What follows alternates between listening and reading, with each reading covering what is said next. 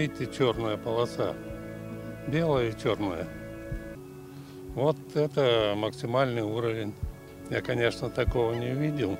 Но говорят, в 2004 что ли, году такой же уровень был. Последние 2 года вообще засуха здесь сильная. И плюс еще его сильно сбросили и ремонтировали слив. И поэтому до этого сбросили. И 2 года было засушливо, и поэтому уровень такой.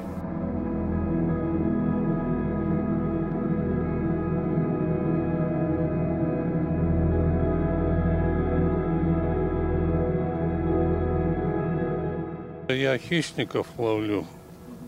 Если крупная щука попадет, я ее беру. Если мелкая попадет, я ее отпускаю.